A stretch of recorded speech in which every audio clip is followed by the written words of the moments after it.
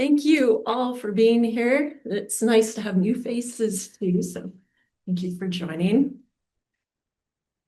I want to start, actually, this talk is really about working with the mind and the specific theme of uncertainty. So maybe if someone feels, maybe you would like to just share what your experience was in the meditation. What did you notice about the thoughts that came up for you as we began tonight?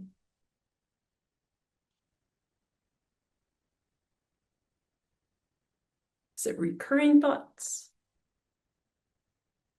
Maybe you're planning. Just random. Past, present, future.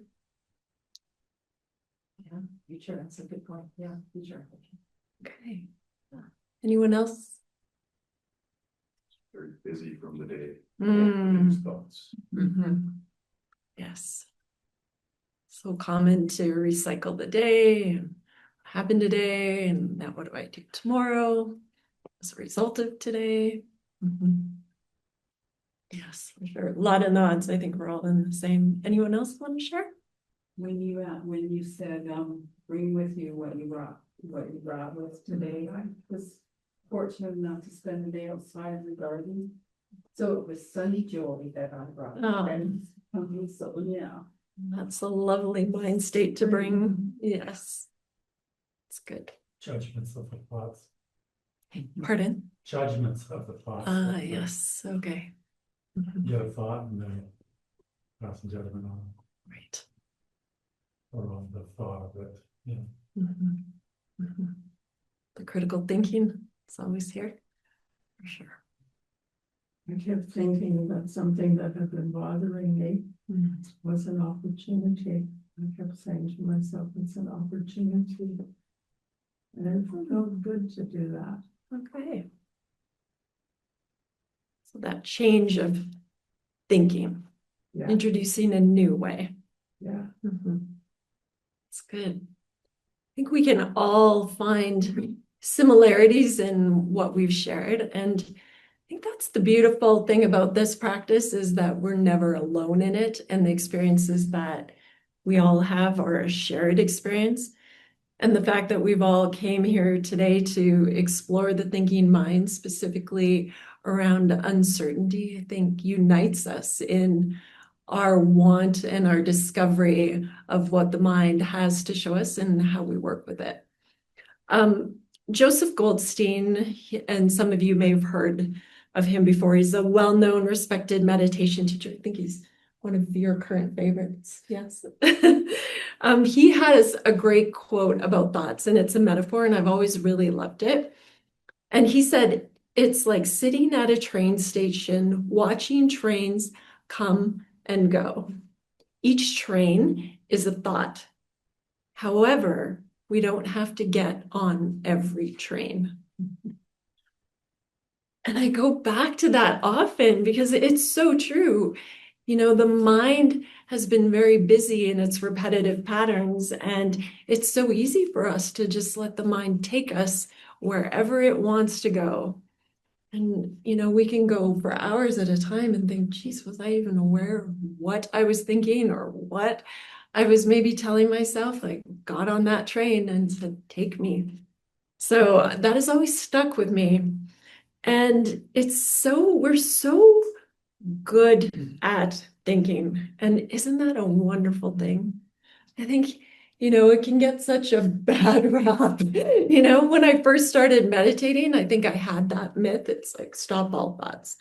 And it's like, well, really, you know, understanding that that isn't actually the goal of meditation, is to actually work with thoughts and understand ourselves better and see what we're telling ourselves, was actually a bit of space for me to start to explore and understand myself better.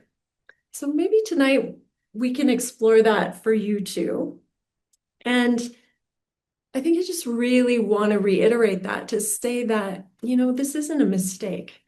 Like, our minds are meant to think, but our relationship with it is what we can control.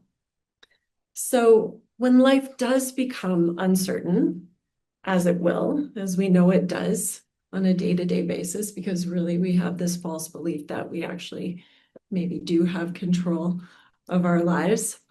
When we start to understand that uncertainty is in fact inevitable,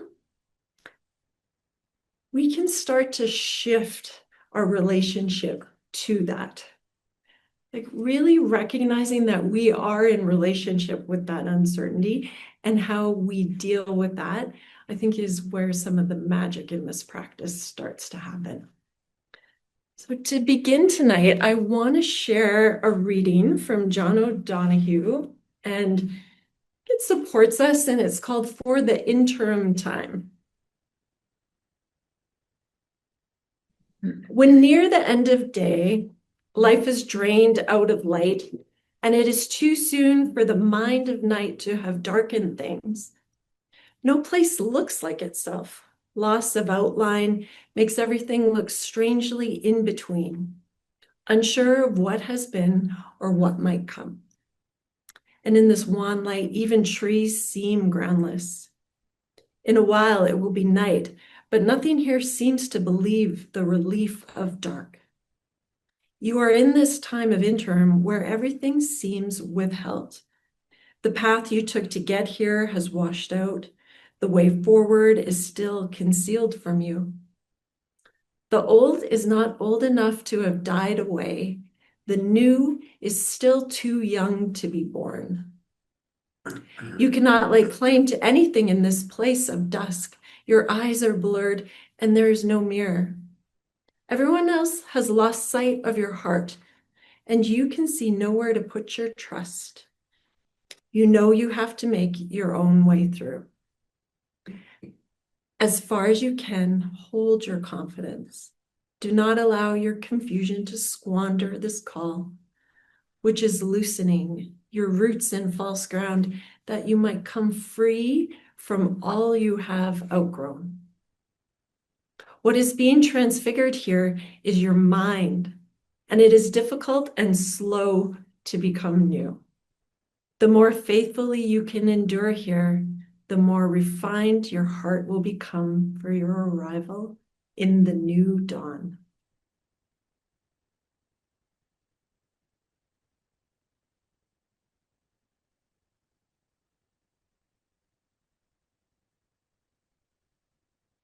Just going to start with a story, a personal story about uncertainty, which actually I think points to my practice and how my practice has helped me. I had a very special relationship with my mother. I would say, really, we were best friends in my adult years. And at one point, she had a very serious health incident and almost died. And that moment changed something in me that I continually felt like I was waiting for the phone to ring, because it hadn't really occurred to me that I was going to lose her. I was 18 at the time, and this was unexpected. And it changed something in me. I started waiting. I felt like I was living in uncertainty. And for several years, she was fine. And then it was probably a few weeks before my daughter was born, and I had been through breast cancer, and I finally was pregnant. It was such a gift, and we were so excited. And I found out my mom had breast cancer. And, there's those moments. And then 2 years later, it returned.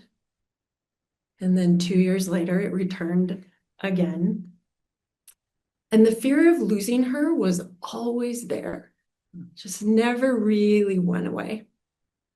And then on Friday the 13th in 2020, the weekend before COVID and the world shut down, we learned that she had lung cancer. And I was in Edmonton at my daughter's basketball tournament. She was 10 at the time, maybe 9. And my mom lived 3 hours away. And so I got the call from my brother that this was happening. And all the other times that my mom had had a diagnosis, my response was immediate. I would rush to her. I would book appointments for her. We would figure out what her care was going to be. I would organize everything. And my nervous system would go straight into fight, right? There was no flight. It was all about the fight. So fix, help, solve, and I felt like I had some control of what felt very outside of my control. And when I found out she had lung cancer, I felt that same instinct arise. We were in Edmonton, it was 3 hours away. I was like, I needed to get there. And so I phoned her, and right away she was like, Chris, she's like, go watch Elle's basketball games. She said, I will still be here. We have so much time. You come when you can. And I hung up the phone and I thought, oh, she just gave me like the greatest gift of pause. Because I was always like, get in the car as fast as you can. And she was telling me, no, go be with your daughter. Don't miss the moments. I'll still be here. And in that moment, I realized my pattern, like what my pattern was. And I saw it so clear in that moment when she gave me the gift of that pause. I thought, okay. I had my practice, and yet immediately it's like, must go. And so this led me to a path where I thought I need to understand my mind better. And I thought maybe I could share that with you, because when we do understand what's happening in the mind in these times of great uncertainty, we can actually deal with it better because we know what the mind is doing or what it's going to do. And then we know maybe how to work with it. So we know one of the jobs of the mind is to keep us safe. And deep in the brain is a structure called the amygdala. And the amygdala's job is to constantly scan for danger. So are we at risk? Am I safe? It's like a very important job, and thank goodness for that. I look at toddlers sometime though, and I wonder if that's really come online yet. But another part of the brain, the prefrontal cortex, is busy trying to analyze situations and plan solutions, which recognizing with my mom, I got very good at that. I was very good at the planning. But when uncertainty appears in our lives and the brain immediately begins asking, is there danger here? If the brain cannot answer that right away, something predictable will happen.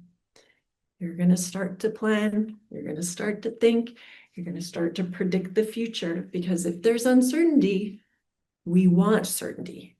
So we start, and then the rumination starts, and we start planning, well, what if this happens? Or what if this goes wrong? What if I'm not ready for something? So we immediately, that starts happening. And this is known as rumination. And so there's a network in our mind, it's called the default mode network, that becomes active when the mind is replaying the past or imagining the future. So it's our story-making network. And when we're in that loop of overthinking, our mind is like, I'm here to help. I'm here to help. Let's figure this out. So we need certainty in uncertainty. And yet, the mind. And so in this practice of mindfulness, when we start to notice that we're in rumination, there's also a response in the body too, right? We start to notice that maybe emotions are coming up. There's a response to this thinking. So let's just take a moment. I just want to walk you through a quick practice. Maybe you can close your eyes, and this is not going to take too long. But I just want you to come inside And we're just going to take a brief moment and think about something in your life that's uncertain for you right now. Something that you're worried about. It could be a family member, it could be the future, finances, a decision you're trying to make. So just take a few minutes and start thinking about that. Permission to think.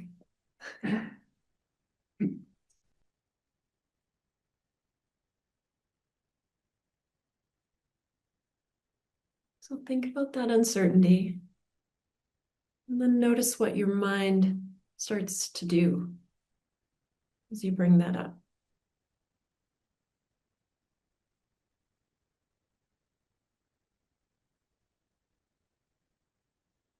And now see if you can notice something else.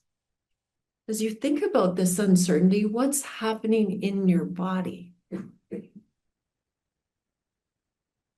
your shoulders tighten, or you might notice the change in your breath?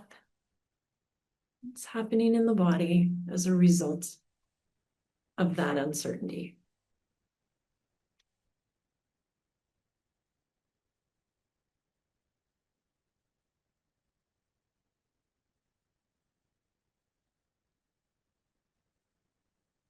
So the response that happens in your body,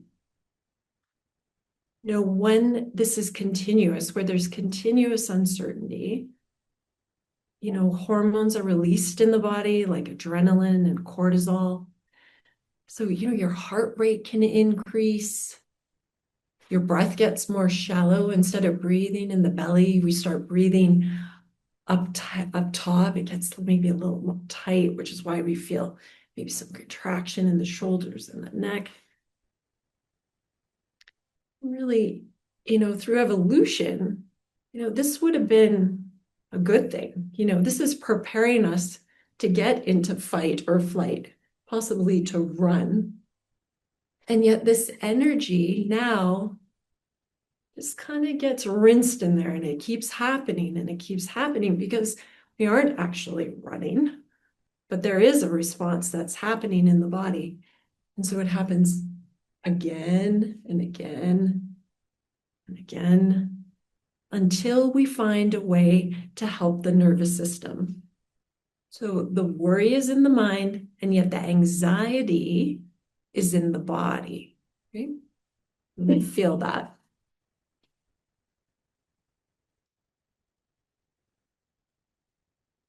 So the default mode network, it was busy replaying those thoughts of the past or in the future. You're probably planning and doing some things. But when we bring attention to the physical sensations in the body, there is other networks in the brain that start to take over. So the salience network becomes active when you start to become aware of the sensations in your body. When you go into the body, put your attention in the body and actually notice, there's actually another network that takes over. So this switch comes on in the mind that actually becomes like an attention switch, where all of a sudden we're looking in the body and we're out of that default network that's telling us all these stories, and suddenly our attention's in our body. And the more we do that, the more the nervous system actually starts to calm down, and then the breath starts to soften. So we stay in the body. We stay with the sensations and we watch the sensations. We watch the evolution of the breath. We watch the arc change. And then slowly, more and more, we might even begin to find some space, a greater opening, a sense of ease from that tension of the thinking mind. So there will be a shift, and we start to understand that we're changing the relationship to that rumination, to that worry, by switching on this other network and coming into the body. And the more often we do this, and for longer periods of time, we start training ourselves to do that easier. So there is no doubt, I would say I was absolutely a chronic worrier. Like I can remember worrying from when I was 5, like lying in bed, worrying, like I just came pre-programmed. And, and so for me, this was just my state of being. And it wasn't until I started this practice where I started doing body scans, longer, prolonged periods of time where I could actually convince my nervous system that I was safe, that I was okay, that I could start to calm down. And then my mind started to calm down. And my dear mom, like I think about those moments and dealing with that, and she would be reassuring me. It's like, it's okay, Chris. And I'm like, no, I'm okay. I'm my practice mom. I know you don't believe me, but actually, I'm okay. Like I taught myself and to convince myself I was okay, but it's practice. So do you want to practice a body scan with me? We just did a little look, but I'll take you through a little bit of a more prolonged body scan. So this is a way to just work with the body, watching the sensations, maybe inviting a sense of openness, a sense of calm. It's not about chasing a state. And I'm going to tell you this right now because for body scans, I always felt great after. And then I just convinced myself that every time I do a body scan, I'm going to feel great. It's like, no, no, no. It doesn't always work that way. And with mindfulness, we know that we can't always be in that state. The body has other things, there are things that are going on in our lives that doesn't always invite a sense of ease. But we are trying to find a place to allow the nervous system to relax. So let's come in and I'll guide you in. When you're ready, and I'm going to say, instead of finding that upright position where the back is away from the chair, I'd invite you to find support. So this is an invitation to feel how you can feel supported in this moment. Typically, when I practice this at home, I lie down. And I've done it enough that I don't fall asleep anymore, but maybe you'll fall asleep. And I always say that's okay too. And give our body what it needs. So find a way, find a position right now where you feel supported. If you feel cold, put your jacket on. If you feel too warm, take it off. Just really check in with yourself right now and bring a sense of comfort.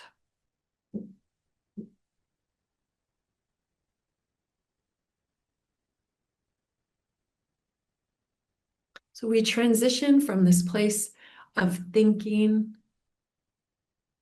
coming in to connect with the body and finding this shape and this place of support for you.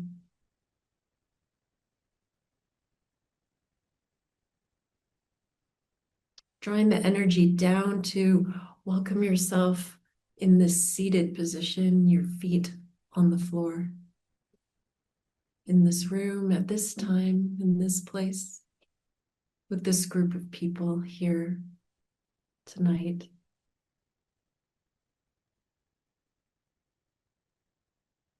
And as you come in,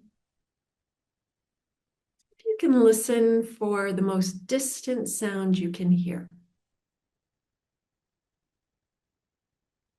Let it arrive. It's just a sense of vibration.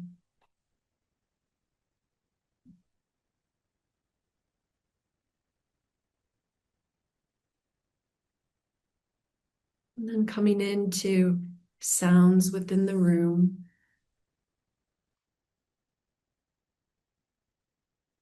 And let them arrive, and then fade away.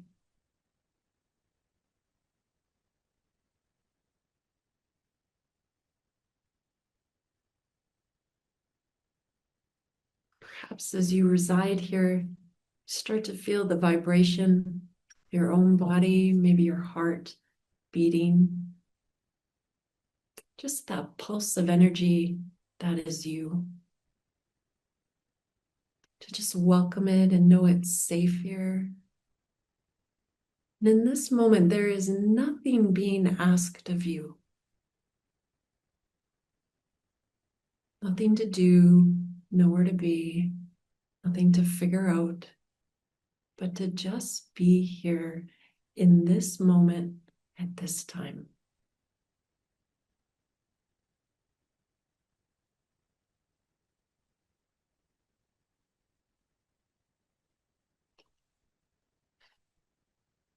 And as you feel into that energy of safety and security,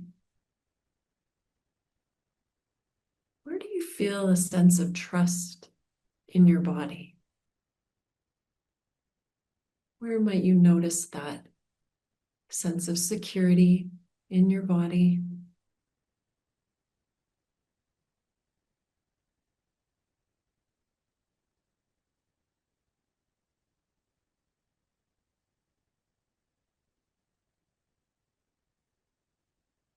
No matter what's happening in your life,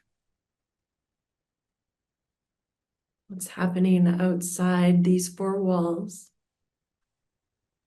you can come into this inner place within you, this place in you that knows that really you are safe. You are safe with yourself.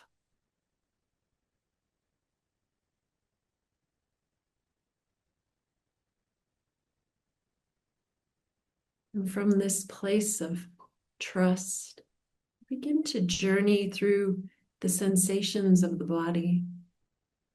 And as I call out parts of the body, just let your attention rest on those places in the body without feeling a need to change it, to judge it, but just to see it, to notice for what it is showing you in this moment. Perhaps it changes, perhaps it doesn't. And you are just there to observe. No agenda, no want of looking for something different, to just be with all that is in the sensations of the body.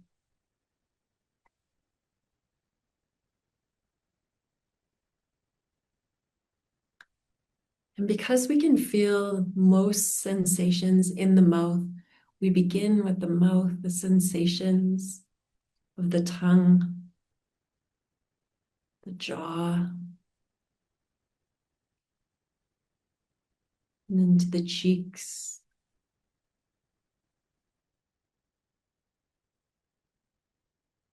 Sensations around the nose, flow of the breath in through the nose, out through the nose. Sensations around the eyes, the weight of the eyelids as it rests on your eyes. Releasing any tension perhaps that you feel between the spaces of your eyebrows, forehead, temples. Just inviting a sense of ease through the whole jaw and face. Feel that ease wrap around the head, down into the neck,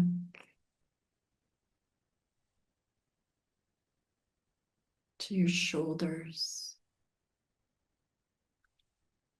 Just letting the weight of the shoulders rest. And all you may carry, may it just rest.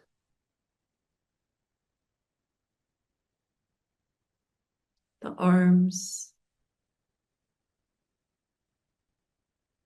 sensations through both arms down to the hands.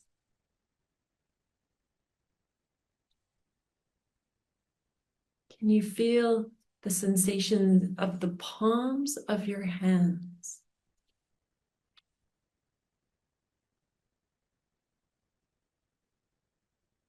And then coming into your torso. Perhaps you notice the breath move through the torso, the inflation of the inhalation, welcoming the soft release of your exhalation.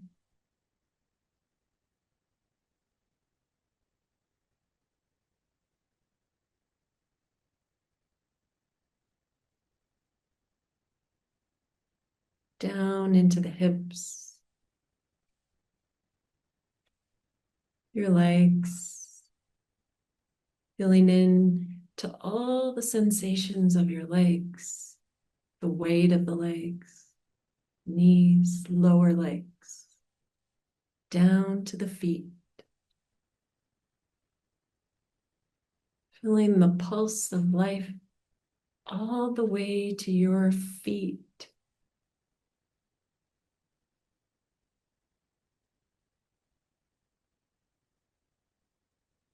And then can you open up your attention to recognize that your whole body truly is a field of sensation. The whole body, sensation. Feeling in to the whole body.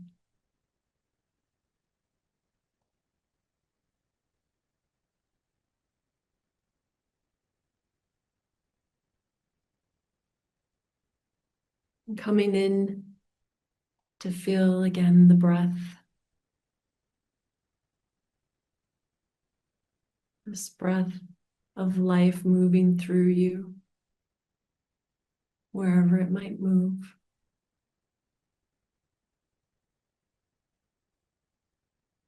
May you watch the breath of life move through you.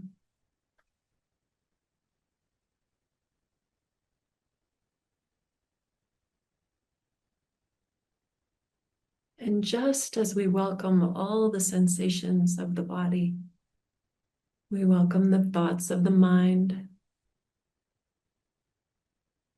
the emotions that arise.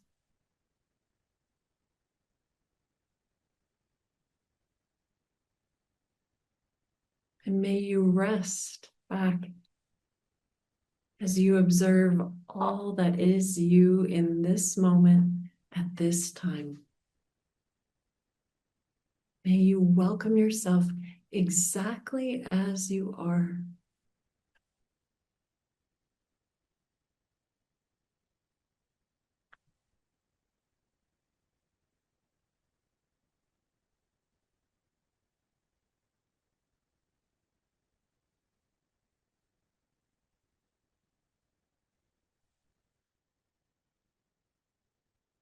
When you're ready, start to deepen your breath, perhaps opening your eyes.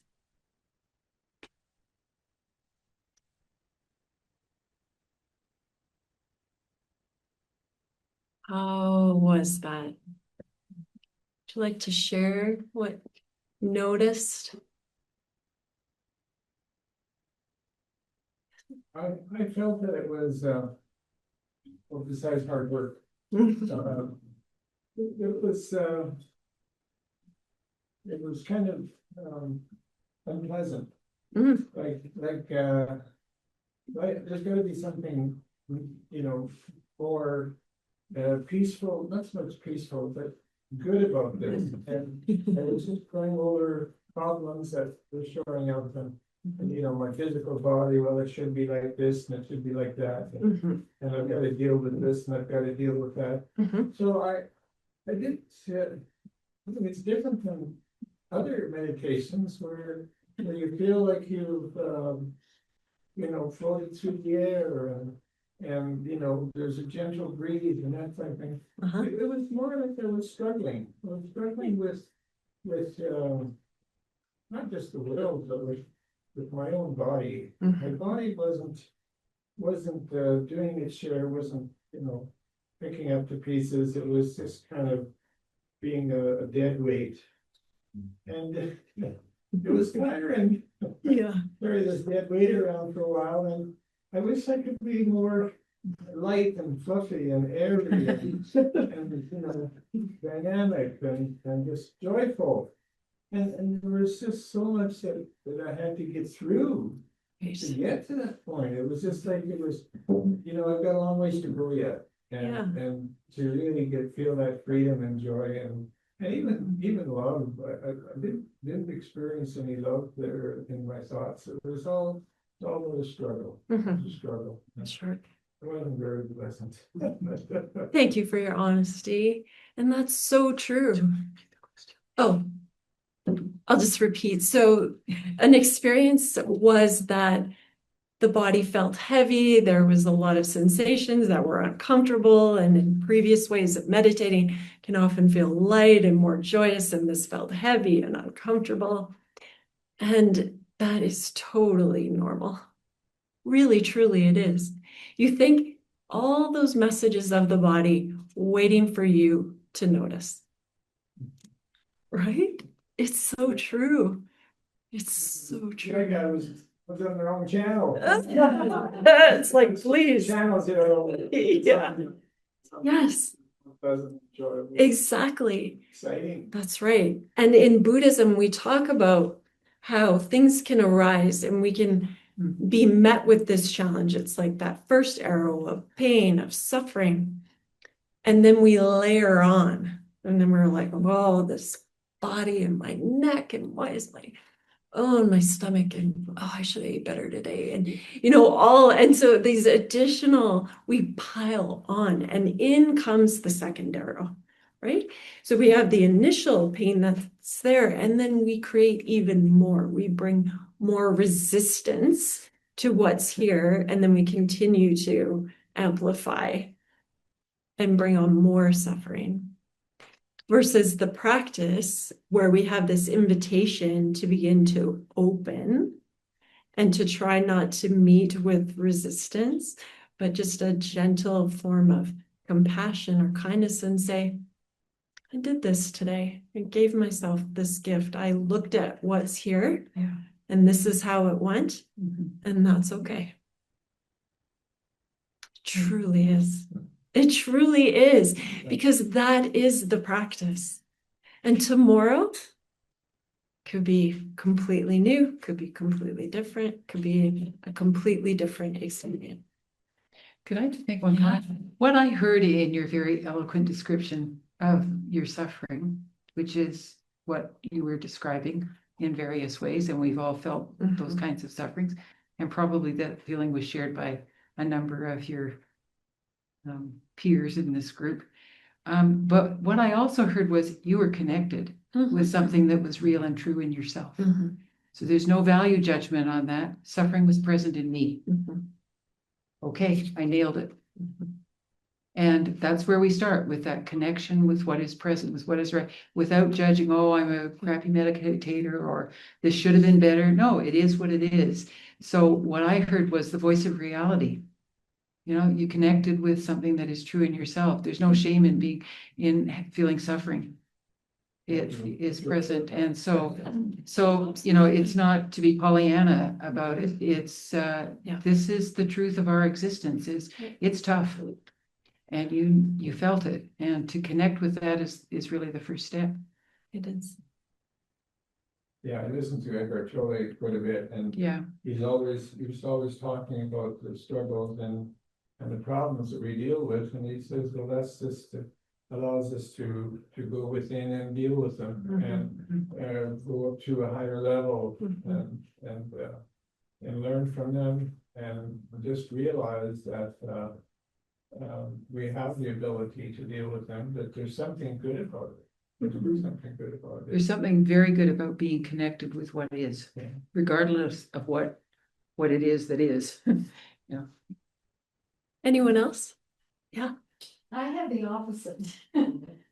I really like the body scan because it takes my focus away from my thoughts and just makes me present with whatever the sensations and whatever discomfort. So that helped. But just, whatever's present there. Unfortunately, it isn't discomfort or pain or anything.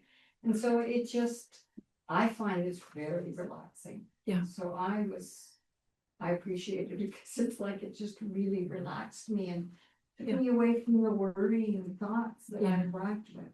Yeah. So it was different. Yeah, that's good. And, to recognize that and feel that for yourself and to be able um, to know that there's impermanence to that too, Yeah.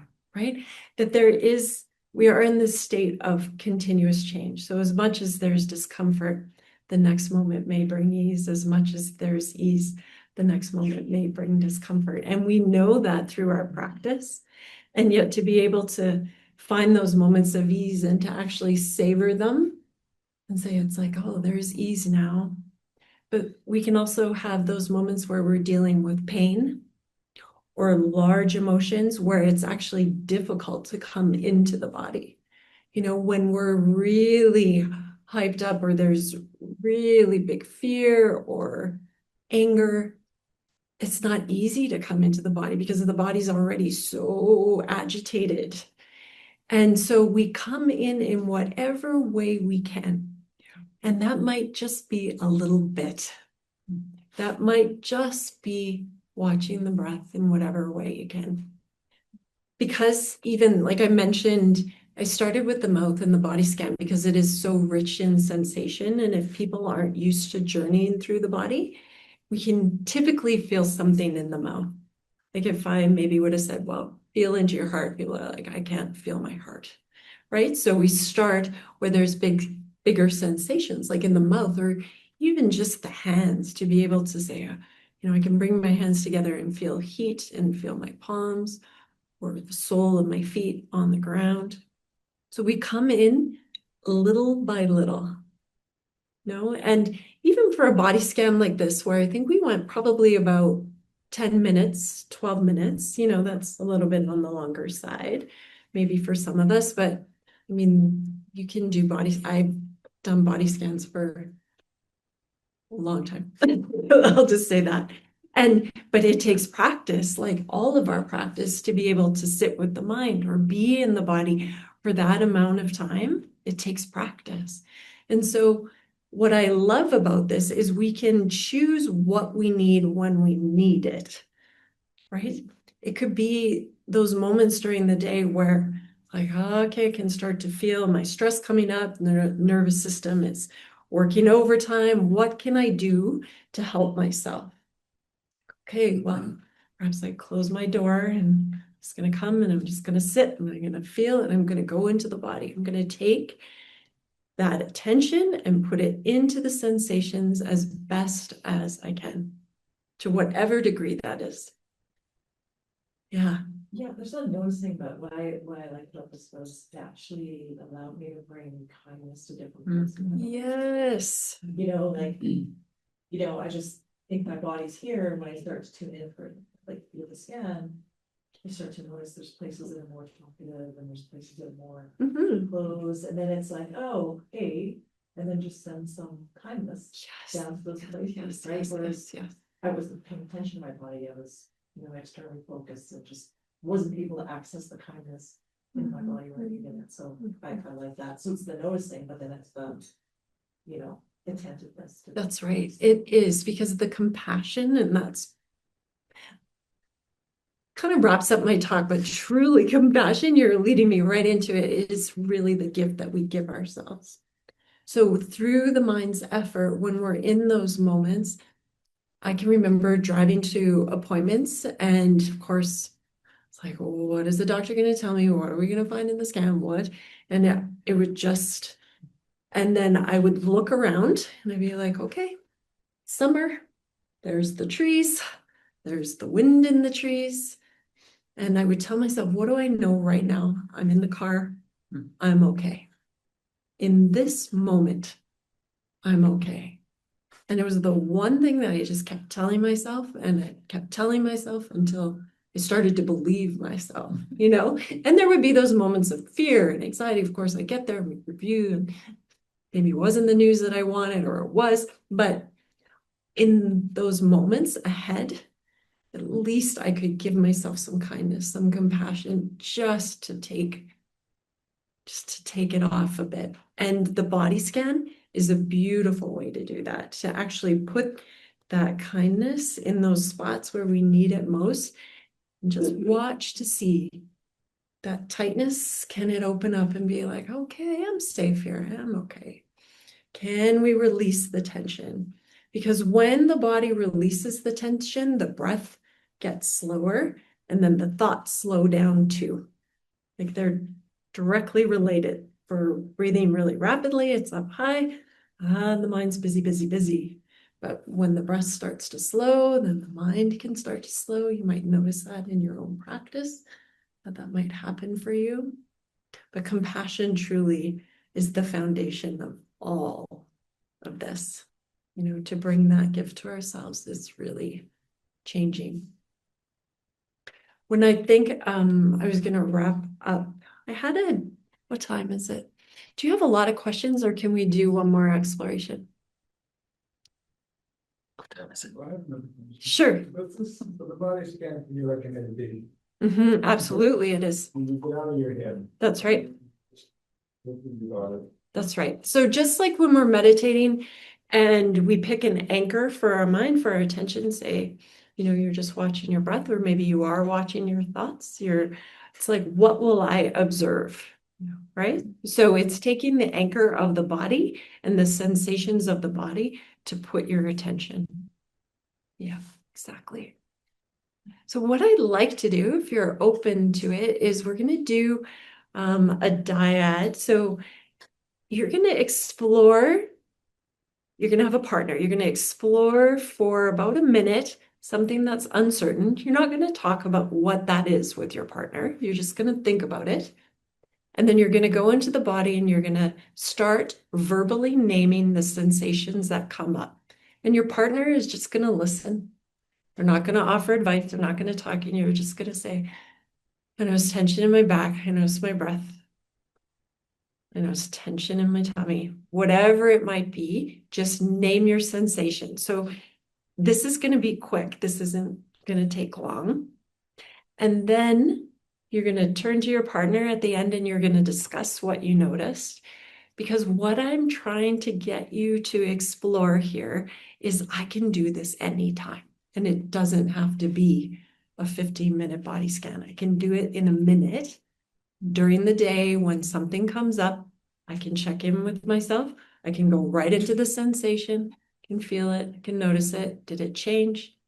What do I feel? And by verbalizing it, we're bringing the mind in to actually speak it and know it and understand the truth of the moment. Okay. So can you find a partner?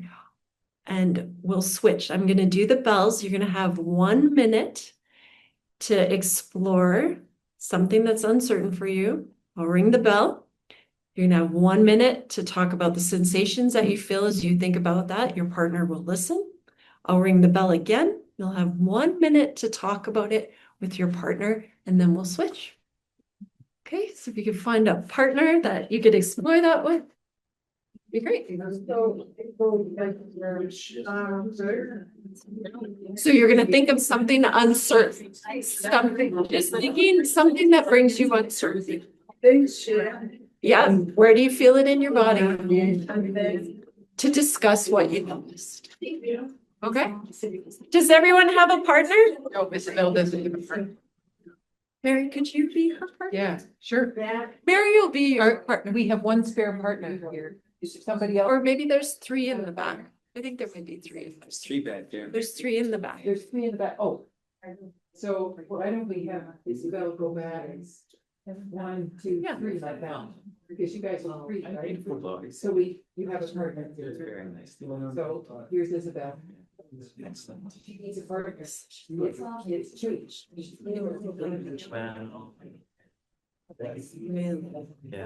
it was really resonating.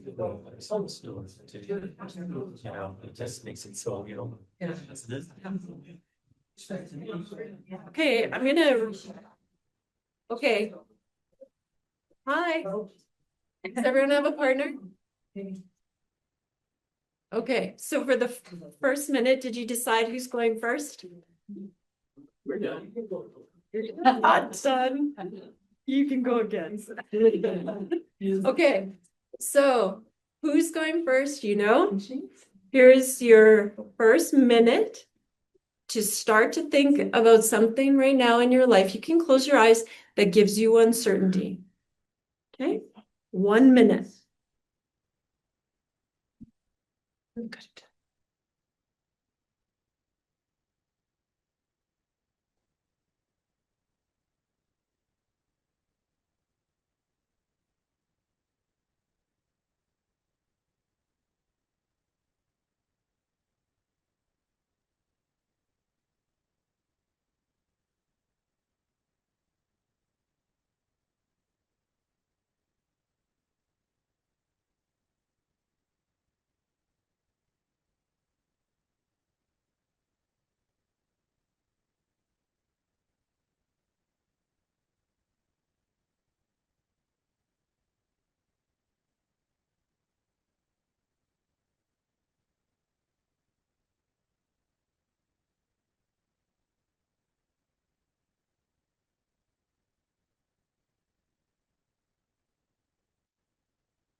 Now 1 minute to share the sensations in your body.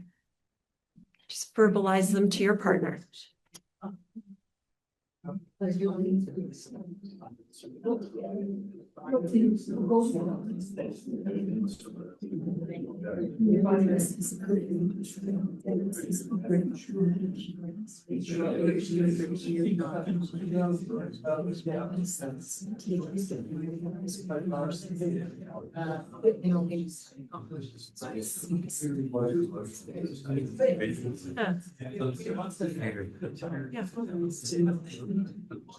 In the school. Let it that end. Get that out.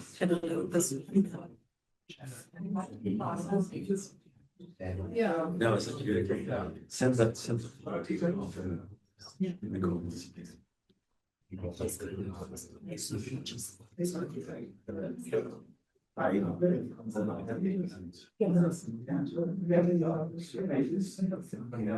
Okay, so now for this next minute, you can discuss together what that was like. Or maybe you were already discussing. So just 1 more minute to discuss how that was for you. So the first minute was experience. The second minute was naming sensations in the body. Now this third minute is just to discuss the practice. So how it was for you?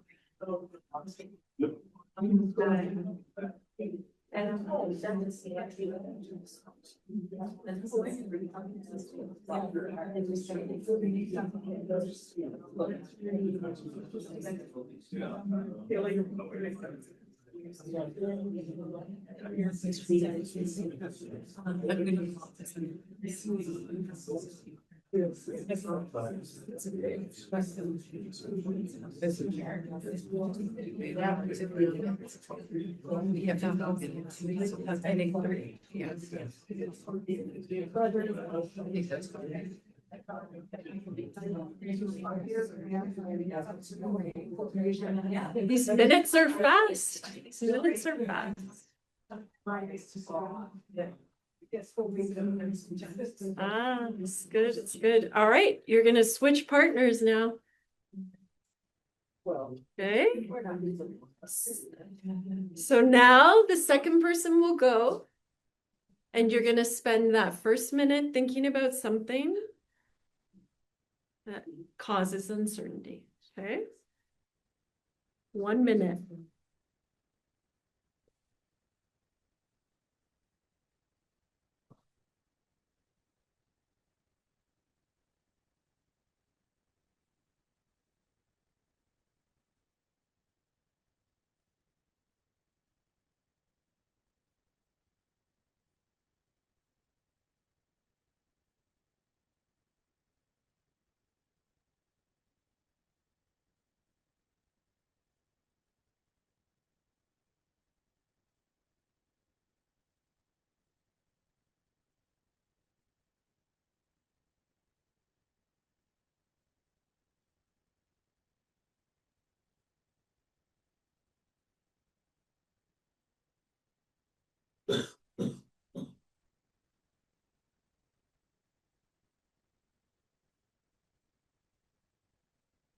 Now the next minute to name the sensations in the body. Sharing that with your partner.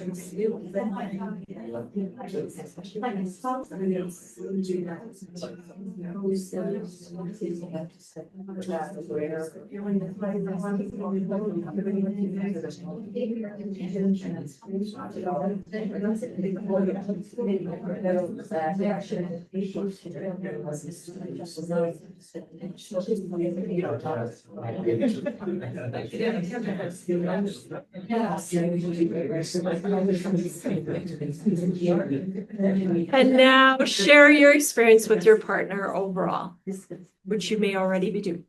That's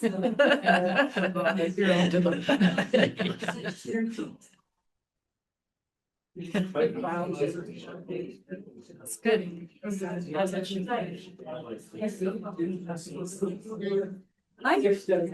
So now you can just share overall how it was for you. Yeah. Yeah.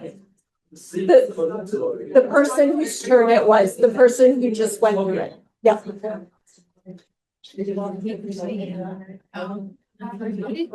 And in position to have you read that again. I'm gonna read another one. Oh, okay. Okay, because that was In the intro. fantastic. Yeah. Now and we're gonna come to you again. Okay.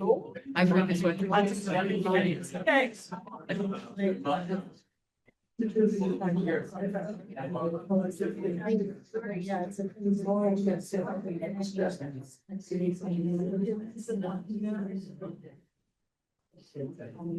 Thank you. You can return to your seat or whatever is comfortable for you. Thank your partner.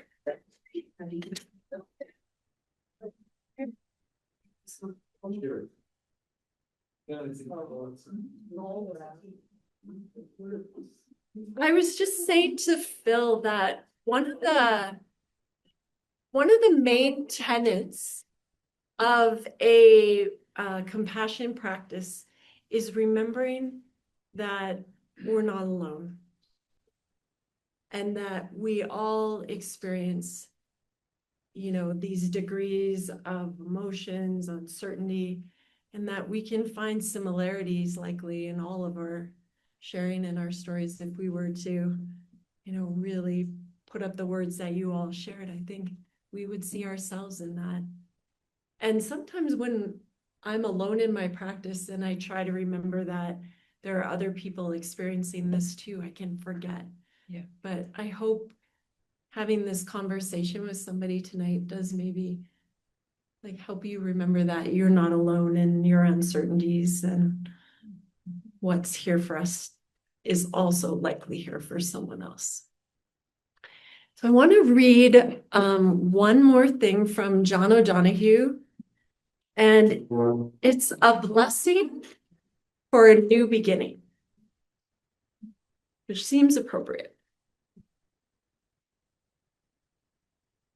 In out-of-the-way places of the heart, where your thoughts never think to wander, this beginning has been quietly forming, waiting until you were ready to emerge. For a long time, it has watched your desire, feeling the emptiness grow inside of you, noticing how you willed yourself on, still unable to leave what you had outgrown. It watched you play with seduction of safety and the gray promises that sameness whispered, heard the waves of turmoil rise and relent, wondered, would you always live like this? Then the delight when your courage kindled and out you stepped onto new ground, your eyes young again with energy and dream, a path of plenitude opening before you. Though your destination is not clear, you can trust the promise of this opening. Unfurl yourself into the grace of beginning. That is one of your life's desires. Awaken your spirit to adventure. Hold nothing back. Learn to find ease in risk. Soon you will be home in a new rhythm, for your soul senses the world that awaits you.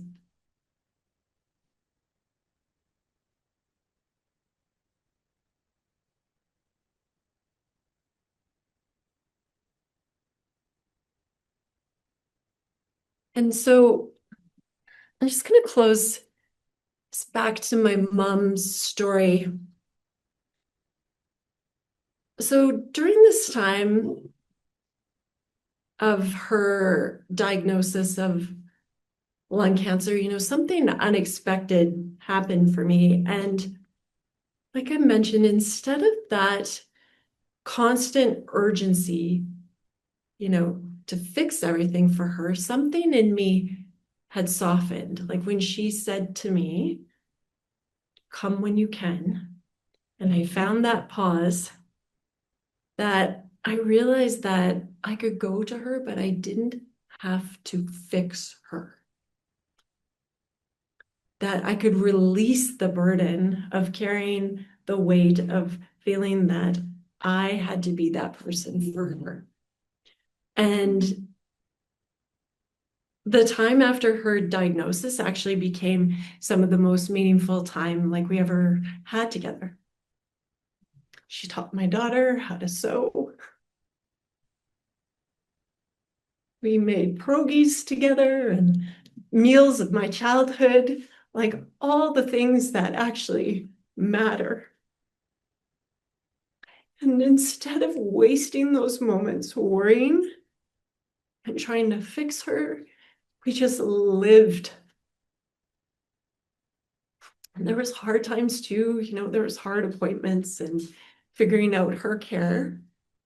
But there were so many wonderfully simple moments of just living.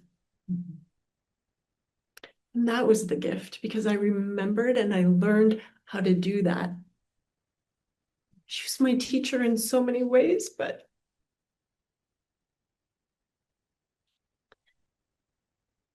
we talk about, like we did at the retreat, the gift of this practice.